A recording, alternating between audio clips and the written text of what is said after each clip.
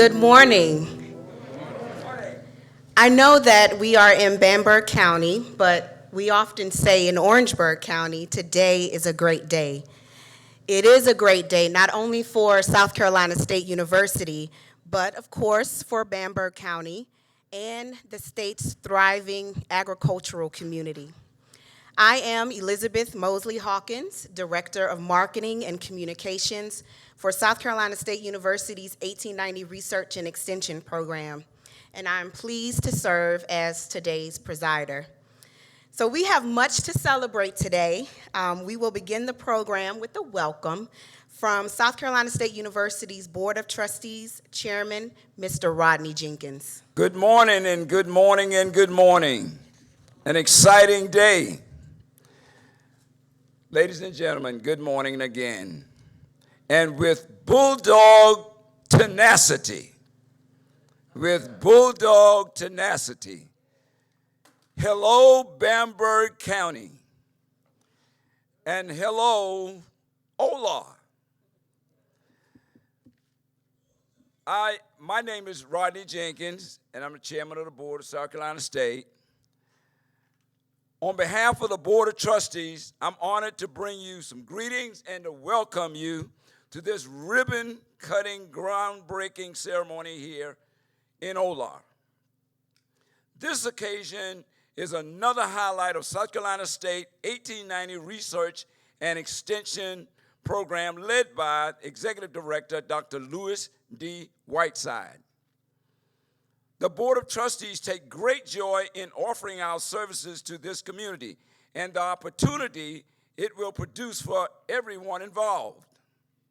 Farming is the largest industry in South Carolina, and as South Carolina State expands 1890 research and extension throughout the state, we believe lives will be changed, which can impact local communities such as Bamberg County. The research done here have a global impact. Thanks to the leaders of Bamberg County for welcoming us into the community and for their sacrifices, like folks like Lugina Gregory, Spencer Donaldson, Larry Haynes, Thomas, Harriot, and Joey Preston. It is just really a pleasure to be here and for you guys to be here with us. The Board of Trustees, along with the President of South Carolina State, thanks Dr. Whiteside for his effort, which is one of the many projects he spearheads throughout South Carolina using the U.S. Department of Agriculture resources. An effort of this magnitude must have the support and leadership, university's leadership. So thanks to President Clark and his team for providing the necessary operational needs for success. I want to also recognize board members that are here today from South Carolina State. And if you would stand, guys, please stand and be recognized. South Carolina State Board of Trustees.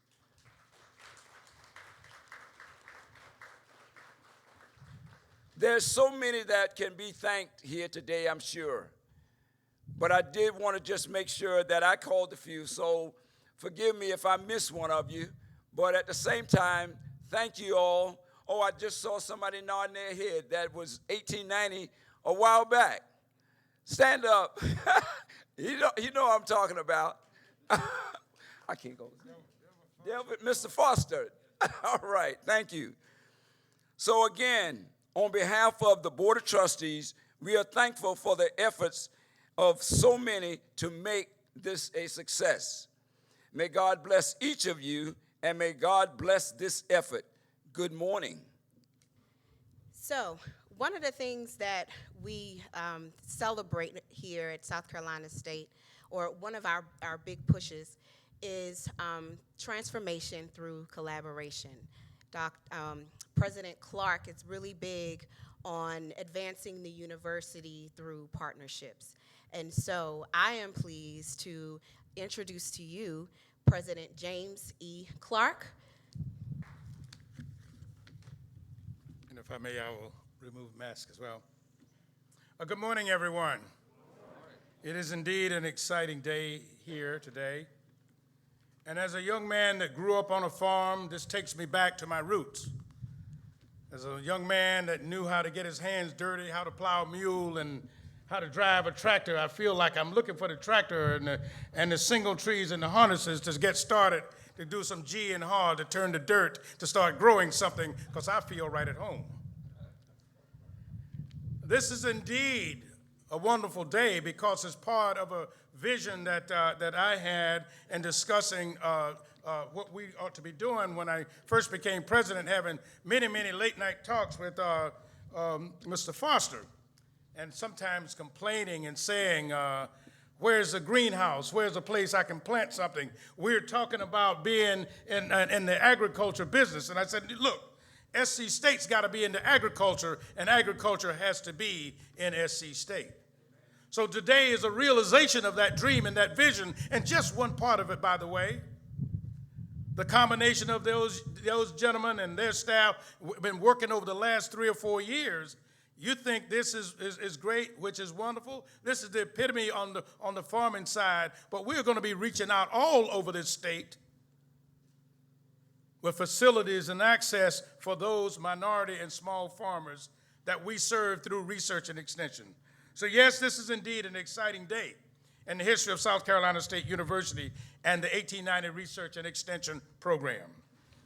Today, we welcome you to the site of a new research and demonstration farm here in the great town, the great metropolis of Olar, South Carolina. Is Olar in the house? We also welcome you to the history in the making, because it's been some 50 years since SC State has owned a farm for the purpose of research and advancing its offerings as a land-grant institution. Another part of this that's really important to me is because part of my vision for SC State and the transformation through collaboration is doing a lot more research, because research advances the causes that we're about. And research allows the institution to be funded at a much higher level. And that's how the big schools get bigger and get the resources that they need, by doing the research that's needed in the various communities. So part of our overall opportunities and reasons for existence as a land-grant institution is to do those things for the communities that we serve. Now, ever since SC State was founded, this institution has remained steeped in its mission to not only provide access to quality education for promising young men and women, but to build out, and to build out not just on the campus, but to extend out in the various communities, to provide into various surrounding communities that we serve, such that our citizens are provided with the education and the information that they need and the tools that they may need to be able to thrive and build a sustainable ecosystem for themselves and for generations to come. Now today, we're on the cutting edge of some life-changing breakthroughs in agricultural research and technology. As a matter of fact, I was going off on the deep end a few minutes earlier with the secretary, starting to talk about using big data and data mining to do micro farming, using drones to establish, and sensors that establish the soil and water content and the type of plants that can be planted, such that you can double the output per acre of no matter what crop you're talking about growing. Well, we'll be doing that kind of research here. And we'll be doing the type of research to look at seeds and how to make them last longer and not be overtaken by disease. We'll be doing those kinds of things here. This farm will be the site of discoveries that will fortify the supply chains for global food sources and local food sources, and create and strengthen the farming epicenters through the training and education of future generations of farmers. As I said, this farm will be a test site for the latest in farming technologies and equipment. And here we will train our students to do the very important work that will help preserve our environment.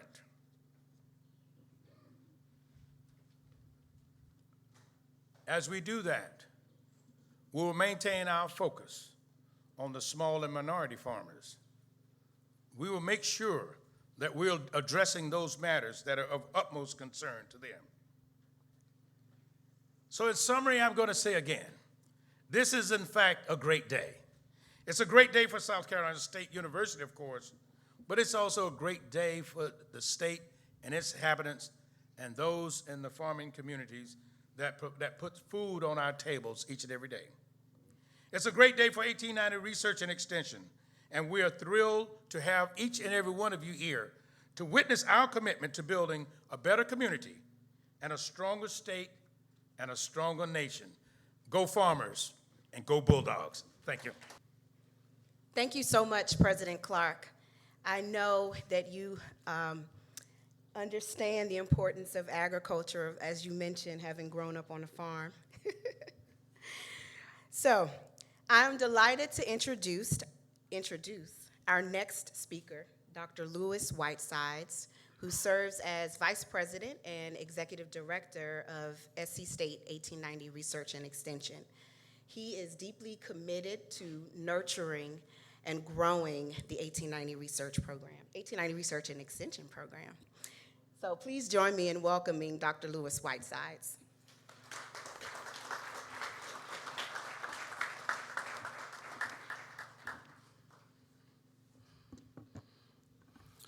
Good morning, everyone. Good morning. Okay, I'll make sure y'all not asleep out there, because we're gonna wake y'all up right now. We out on the farm. So yeah, you can be loud on the farm. That's correct. Thank y'all very much for coming out to support us. This is a historic day for the university. It's a historic day for South Carolina State University. Now, as President Clark said, it's been 50 years to this year since the university has had a farm. In my listening tour, is what I called it, going around talking to a lot of our former ag folks. Matter of fact, our former ag folks, raise your hand. Raise your hand. All our former ag folks, raise your hand. Give them a hand. Yeah. Hey, these guys and ladies, when I first was named vice president, I was called to a meeting. And I was like, hey, Whiteside, we need you to come to a meeting down in St. Matthews. We want to see what you want to do at the 1890 program. We need to talk about farming. Something like, this is a constituent group that got to start fighting already. Already trying to tell me which way to go and those kind of things. So when I get to the meeting, it's a celebration. They have fish and food and that sort of thing. And man, immediately, you put those blockers up and inspecting. Immediately it was Whiteside. This is the 1890 program. This is the cornerstone of the university. And we need to do this and such and such. So I had already prepared a presentation to talk about where we wanted to go and what we wanted to do. It was an excellent meeting with the ag folks across the state. It was an excellent meeting. We had representatives from the Penn Center. We had representatives from everyone there, and it was an excellent meeting to kind of talk about agriculture and what 1890 meant to the agriculture community, which way 1890, in their opinion, needed to go, and what needed to happen. One thing that was very, very apparent in that meeting was on our extension side, our extension agents are very good and very committed. But one thing we did not have was our own demonstration facility. One thing we did not have was our own research facility out here on the farm. So that became a part of our strategic direction. So we was on the hunt. And I don't know if Mr. Frolic is out here or not. Mr. Frolic, who's the landowner who actually sold this plot to us, when we first made contact with him, I was like, well, Mr. Frolic, hey, man, this is a nice piece of property. Like, why you want to sell it? He was like, man, Whiteside, these young folks don't want to do nothing. I'm like, what you mean? He said, I bought this with my grandson, and he told me, Granddaddy, I don't want to do this. I'm like, huh? He said, so, hey, man, how quick it's going to take you to get it off our hands? Because I'm too fooling with him. He need to do what he want to do. So that brings up another issue. our younger folks are not going into farming as we need them to. The average age of our farmers right now is 60 plus. So we're entering a crisis in the state of South Carolina and the nation as far as who's going to be the next generation of farmers. Now, when you look at the young folks these days, I tell them all the time, we have some students out here. I want to recognize our ag students that's out here. They want to play video games. They don't want to go outside. And all these kind of things we do and complaining about our kids. But what they don't understand and the connection that we're making is farming now is like playing video games.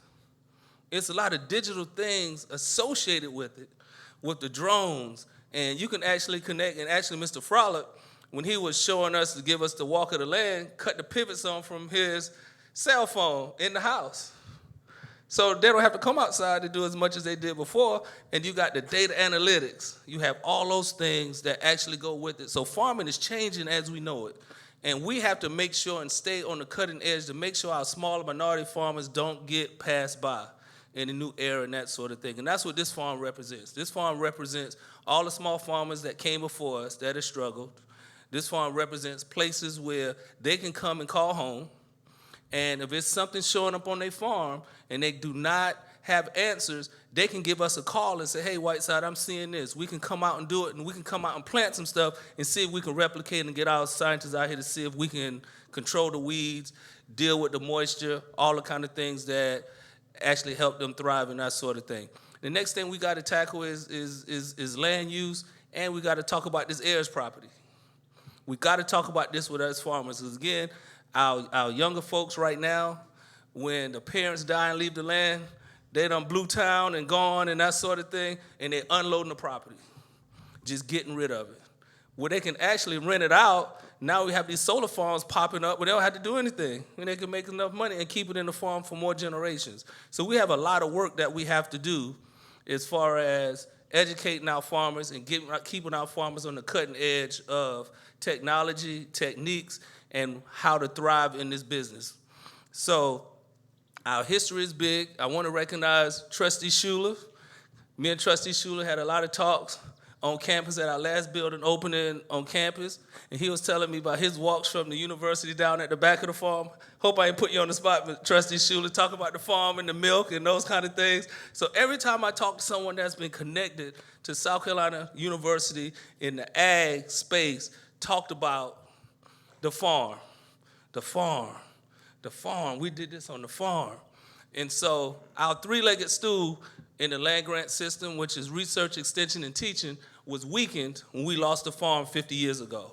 So we're strengthening our leg back up again right now. So with that, I want to recognize our staff, all the people with the burgundy shirts like this. Come on, staff members, put your hands up. I want to recognize our staff members. They work extremely hard. As you see, they out here right now. This is not a mandatory event for them to come to, which I'm not opposed to making things mandatory. But this is not a mandatory event, and they chose to come and help and make sure this was a real nice occasion. So I want to recognize our staff. I want to recognize our researchers. I saw Dr. Hamidi earlier. We at Dr. Hamidi right here.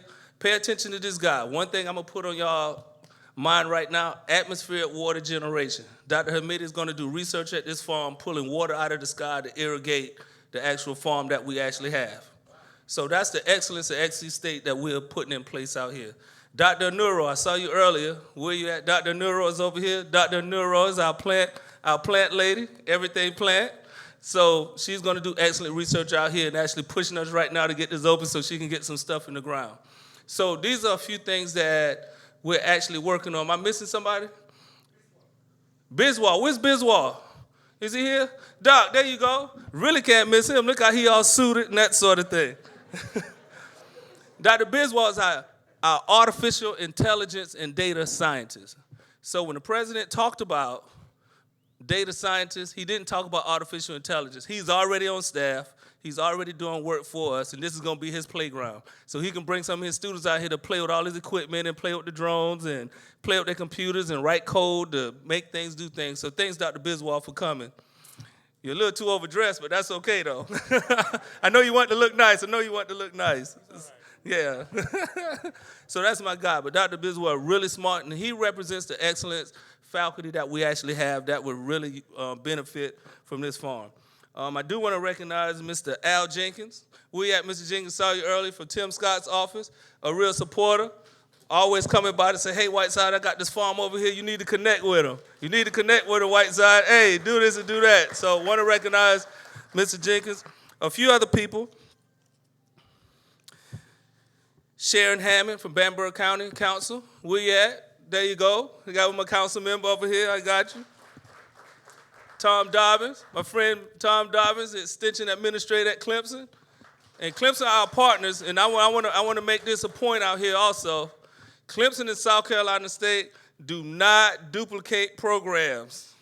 Let me say that. Anytime I talk to somebody about Clemson, South Carolina, well, ain't Clemson doing that? No, they're not. We do two different things. And a matter of fact, I'm going to give you all a quick history. We do something called a joint plan of work. And what that is our folks from Clemson and our folks from South Carolina State get together every year and we plan our year out. We talk about where we're going to be, what we're going to do, what areas we're going to work in, and all those kind of things. And we submit that joint plan to USDA. And USDA accepts it, and that's where our funding comes from.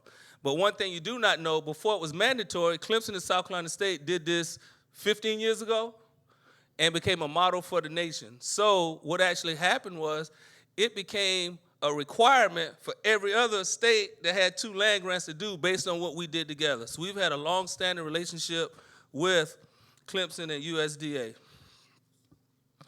Amanda Croft. We at Amanda. I saw you earlier. There you go. Recognize my friend Amanda Croft from Film Bureau. Dexter Dorsey, our district conservationist. We at. There you go. We got Harold Singletary, our CEO of Brightmore Farms.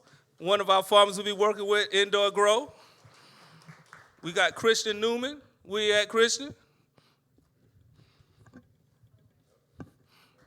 In the back? Okay, I see you. Okay. And Dr. Todd from Denmark Tech had to be at a Department of Education meeting and couldn't make it today, but he's our partner over in Denmark over there at Voorhees. Denmark Tech, I'm sorry, Denmark Tech. So I do want to recognize them, but before I close, I know I was up a little long, I know Liz trying to give me the hook right now. I do want to recognize our loyal sons and daughters that really helped us through the process. Mr. Thomas, where you at, Mr. Thomas? There you go, Mr. Thomas. Loyal son, South Carolina State. And Dr. Sojourner, I don't think she's here, but Dr. Sojourner from the local school district was a real supporter, and she's a loyal daughter of the university. When I called her up about a letter of support to bring this through the state process, she said, Whiteside, listen, that all sounds fine, but if you're not including my students on that farm, you're not getting no letter from me. So I assured her that we were getting a letter, that we were going to include students on this farm, and this farm will be for students also. And with that, I'll sit down. I just want to say this is excellence the SC State way. Thank you. All right. It is very difficult to get Dr. Whitesides to sit down. I am extremely pleased to welcome our next guest. For those of you who are not aware, today concludes the week-long observance of National Ag Week. And Hugh Weathers, the commissioner of South Carolina Department of Agriculture, accepted our invitation and appeared on our monthly podcast, Elevate Leadership. And Elevate Leadership is a monthly podcast where we interview and talk to business leaders and industry leaders on their perspective of leadership. And it was a very lively conversation on the future of ag in South Carolina. And Commissioner Weathers explained that nothing is more important than the people of agriculture. So, when you have a moment, please visit our YouTube page, SC State 1890, and watch the replay of that video, or you can view it on any of your favorite streaming platforms. So, without further ado, I'm pleased to welcome Commissioner Hugh Weathers. Thank you, and good morning. It's good to be here. I enjoy coming to Olar because it makes my hometown of Lewis's and my hometown of Bowman seem large. I will tell you, I probably have been to Olar more than any of you in the room. There are several great dairy farm operators 4 or 5 miles from here, and for better than 30 years, my brother and I operated a dairy milk delivery business, picking up milk from farms and delivering it for processing. And among my other jobs, I was substitute milk truck driver. So these roads are safer today than they were several years ago when I was doing that. But a great farming area, 5 miles that way. And tell you another story, 20 miles the other direction, a friend of mine is on the cusp of selling his farm in Bamberg County also, to a gentleman from New York City who made quite a successful career selling auto parts, probably a chain of them. And why in the world would a man from New York want a farm in Bamberg County? He wants to move to the coast of South Carolina like millions of others want to do. But he wants to have a farm where he can teach his children the value of work. So we've talked about that some already this morning, the value of the lessons we've learned on farms. And this initiative will help that, not on a family scale, but on a research and university and academic scale. A lot of talk about where is agriculture today. It is agribusiness, farming and forestry is our state's largest industry. It didn't just get there. The average farmer across this country feeds over 150 other people in this country. Now, how we get there is through efficiencies. Well, how do we get this level of efficiency? Let's look behind the farmer, behind our 24,000 farmers across South Carolina, and behind them are years of research that somebody put into making their production greater, making it more efficient, and more profitable. Well, how did research happen?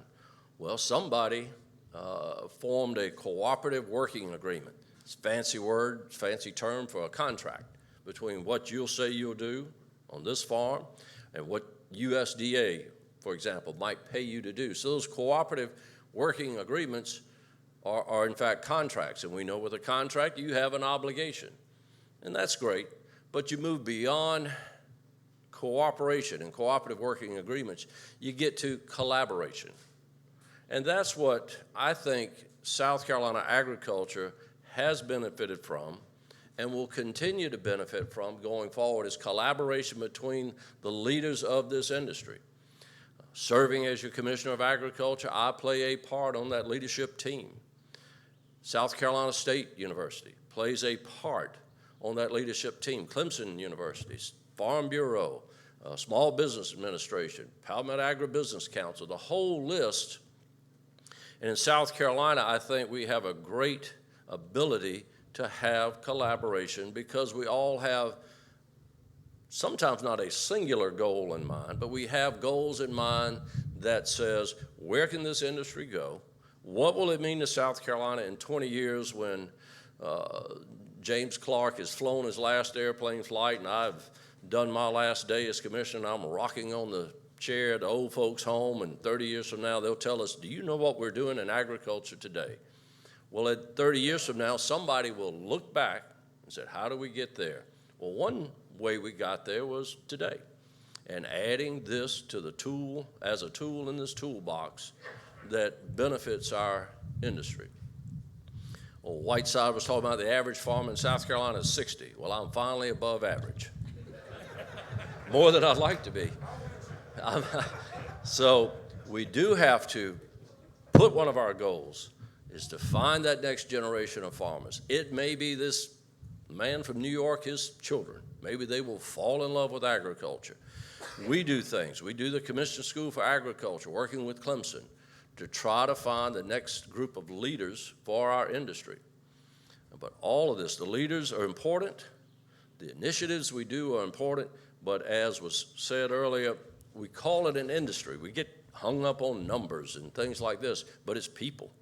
It is, today is 24,600 and some odd farmers. Every one of them different. The job of leadership of South Carolina agriculture is to find the doors of opportunity and hold them open. Now, Any of you who are farmers know that you're not going to push that farmer through the door of opportunity. You're not going to pull them. You're just going to open the door and say, here's what's on the other side, and it's up to them to walk through it.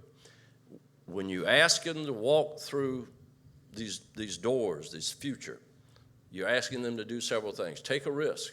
Take a risk with your future. Take a risk with what you have earned over the last whatever number of years, maybe generations of your farm's success. You may ask them to put it at risk to do something different. Well, why and how would they do that? It's because of things like that will go on in this farm, because it's been shown to them that the risks can be managed. They can come out and kick the tires, if you will, and see what it's like to add a particular crop to their mix. And what are the benefits, what are the costs? So everything that we enjoy today because of the efficiencies of agriculture, everything we will enjoy over the next decade is because somebody collaborated, somebody took the initiative, somebody probably like Whiteside didn't take no for an answer and kept pushing and kept persevering. So we're here today because of a lot of efforts that have gone on, and in the years to come we'll look back on it and say that was a good day because it, a phrase I like to use, it changed the trajectory. You know, life, it just has a trajectory. You know, maybe we hit our peak at 18 years old and it's all downhill from there. I don't know. I'll leave that to the philosophers. But agriculture, it's on a trajectory of efficiencies. That one farmer feeding 150 people 30 years ago, he probably fed 50 or 75, so that trajectory. But all along, something has come along to give that trajectory a little bump. Move it up to the next level. Today is one of those days. So I'm proud of our working relationship, our collaboration with South Carolina State, and proud of what it will do. I'm proud in advance of the things that will be accomplished here. So again, from the perspective of all of South Carolina agriculture, we value South Carolina State as one of our partners, and we look forward to the progress that will be exhibited here. Thank you. Thank you so much, Commissioner Weathers, for your remarks, and thank you so much for your continued support of SC State and 1890 Research and Extension. You know, when you begin a project like the one we've done with this research and demonstration farm, connecting with key officials or individuals is extremely important, as Dr. Whitesides mentioned.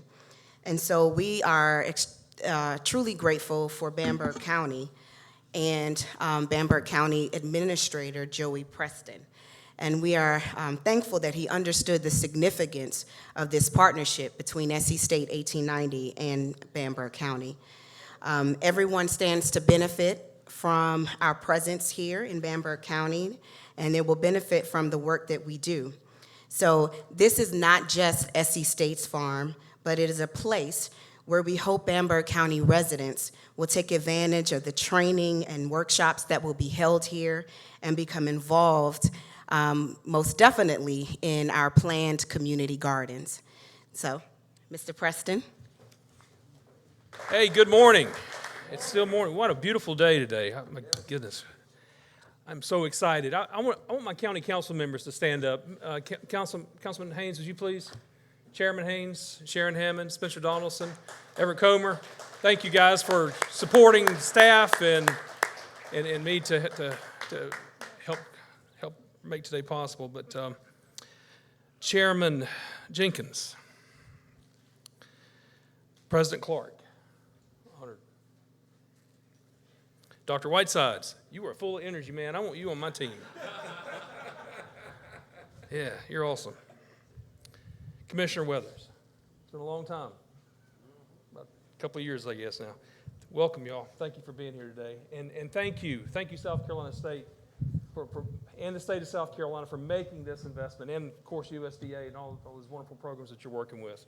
I want to welcome everyone today to this ribbon cutting ceremony for this research and demonstration farm. It's projects like these that make me happy, and I'm honored to witness to take shape in Bamberg County because of the far-reaching and long-lasting impact this facility will have on the Bamberg community and on the region and on the state. The farm, as I understand it, will offer a wide array of educational opportunities related to sustainability, conservation of natural resources, and agroforestry. And I'm excited to know and to understand that we're going to be able to invite Bamberg County residents to participate in these programs. And I can tell you, we are going to market it, market it, market it. We're going to be your partner. And we're going to gravel that road for you, too, coming in here. Right, Mr. Haynes? I hope I'm okay by saying that. Yeah. All right. So, I got to do it. I pave it now. That's right. In addition to serving as an on-site, ongoing education area and development for those attending, the farm will also create and support over 60 jobs. And listen to this, have an economic impact on the local region at an estimated $34.9 million. That is awesome. That's a tremendous benefit to of course, to Bamberg County and to the town of Olar, which, by the way, Olar is a suburb of Earhart, in case you're wondering. And the work coming from this site will support South Carolina's $45 billion, I hope I got that right, agriculture industry.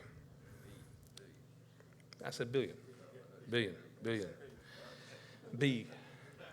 This also creates ongoing avenues of partnership with our local municipalities, South Carolina State, the community, and it's going to continue to foster new ideas and advance the education of so many people of our community. And all of this will open new doors and opportunities for those working and learning on the farm as well as our community at large.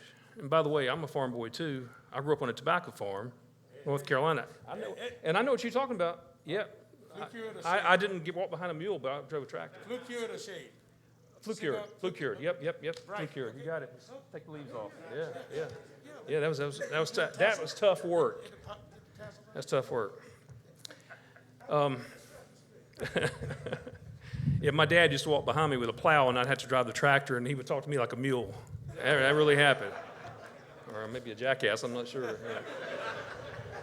I'm so excited about everything this research and demonstration farm brings to our small county, and I look forward to its continued contributions in our region and all those that farm and serve and educate, and hopefully we're going to get more young people involved. And from a Clemson graduate, thank you, South Carolina State. Go Dogs! All right.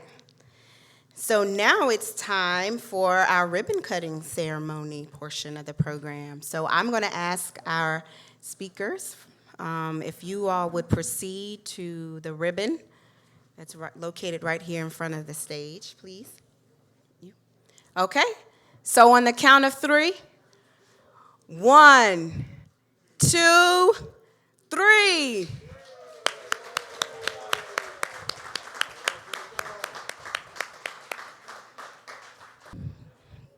So if you know Dr. Whitesides, then you know that he is not just satisfied with having a farm.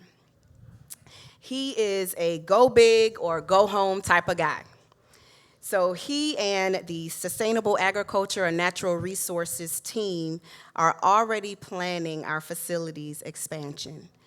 And so I'm going to have Dr. Whitesides to come forward to share his vision of some new key facilities that we'll be breaking ground on soon.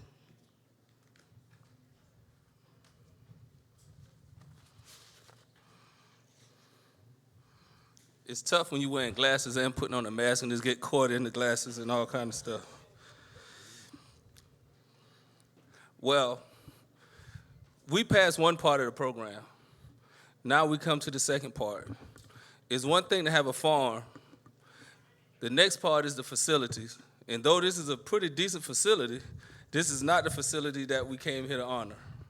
And so we want to talk about what's next. First up, if you take a look at the screen, this is our prototype of our greenhouse complex that's going to be here. One thing that, in planning this farm, and again with Commissioner Weathers and Clemson and all of our partners, you know the controlled environment agriculture is something that's been on the table for South Carolina. Is going to be a major player in the industry in South Carolina with a $500 million investment down in Early Branch, down near our office down in Hampton, South Carolina. And controlled environment agriculture is going to be big for this state. I think, if I'm not mistaken, Commissioner, you said this is going to be the Boeing of agriculture, if I'm not mistaken, what you told me one time. So we would not do our farmers justice if we do not get in this space to make sure they participate. So when we talked about designing facilities for this farm, indoor grow is something that we had to do. So what you see on the screen is our rendering of what our greenhouses is going to look like. And what I like about this is it's going to have 3 zones, so we can do 3 different types of grow inside. And not only one, but we're going to have 2 of these greenhouses, both from 3,400 square feet apiece, and a processing center that sits in the middle. So again, when Liz talking about go big or go home, we're going big. So this is a really, really big deal for us and what we're going to do. Next. What you see here is our, what I call it, farm building. Okay, this building right here is going to serve 2 purposes. One is going to be a research and experiment station for us. This building right here is going to house 4 laboratories, 1 multi-purpose laboratory. It's going to have 4 offices, a director's office. It's going to have a conference room, a training room, and a multi-purpose room. So this is going to be a place where our small farmers can come to get training. It's a place where we're going to have resident scientists here actually doing the research on site. We're going to be able to do all the things that experiment station and a small farm should be able to do. Outside of that, we're going to house our equipment inside. And so our equipment is not going to sit outside. It's going to be inside, most of it. And this facility is going to be really, really large.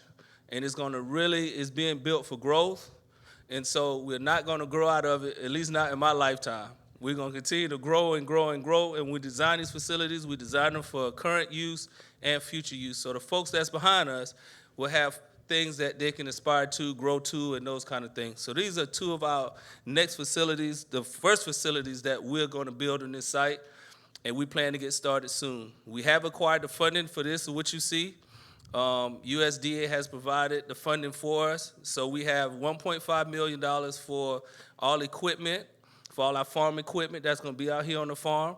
We have $1 million, $1.2 million for our greenhouse facility. And we have another $1 million for our experiment station and equipment storage. So all in all, $3.5 to $4 million will be invested in here in the next 3 or 4 months, and we're going to get started on this. So we are actually going to get started. So with that, as you can see, we're making a serious investment over here, Mr. Preston. So I want to thank you all for welcoming us over here. Again, if you all know anything about the state process, you have to get local letters of support to take to the legislature for them to accept and approve your request to do state facilities and build in different areas. So Bamberg County was always welcoming from the first start. When I first called up and said, hey, we want to come over there. Hey, when y'all coming? What you need? And provided the names and addresses for everybody else that we needed to get to make sure this happened. So again, I want to thank Mr. Preston and Mr. Thomas and the staff over at Bamberg County for making this so amenable. But these facilities are going to be top-notch. They're going to be excellent, and I talked about excellence the SC State way. This is something that's going to showcase that. Now, with that, I do want to recognize a couple of more people. Mr. Everett Coleman Jr. from Bamberg County Council, stand up. I missed you early. There you go, sir. I met you coming in. And Ms. Nancy Foster, the mayor of Bamberg. Where you at, Ms. Foster?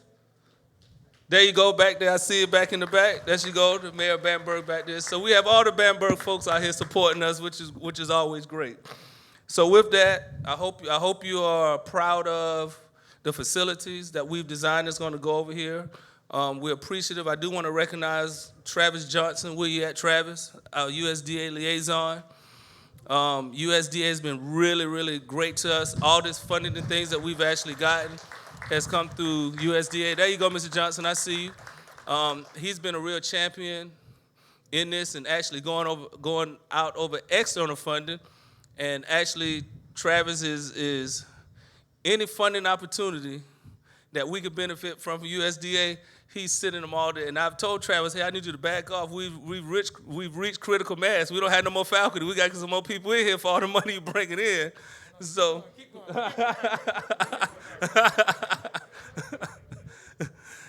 so I do want to thank him. But with that, Ms. Mosley, I'll turn it back over to you. Thank y'all very much again for y'all support and attendance. Okay, so didn't I tell you all that he is a go home, what is it? Go big or go home type of guy? Great job to our Sustainable Ag and Natural Resources team as well. So, as we said earlier today, this is a celebration. Now we are going to have our groundbreaking or ceremonial dirt toss. So in addition to our gentlemen here on the stage, I am going to ask the following individuals to join them. And the ceremonial dirt toss is just beyond our mobile unit. And I guess I'll talk about our mobile unit. So this is our mobile unit, and it's a 12-station unit that has 12 laptops on there. And I think we have a range of 100 yards, so with the internet. So we take our mobile unit to communities throughout South Carolina and provide classes through through the laptops there. And we can also use it. So like, let's say if there's a hurricane and a community might need access to the internet, well, we can power up our system and provide internet access to that community. So, but like I said, the ceremonial dirt toss is over there. I'm going to ask Mr. Al Jenkins, who is representative for Senator Tim Scott, Mr. Eddie Abajon, who's our Associate Extension Administrator, Dr. Joshua Idasi. He serves as our State Program Leader for Sustainable Agricultural and Natural Resources, Dr. Florence Anuro, who's our 1890 hemp researcher, so she's going to be very busy. And Mr. Travis Johnson, our USDA liaison. So we can all proceed to the ceremonial dirt toss. All right, on the count of 3. Pick it up, toss your dirt. 1, 2, 3. Yeah.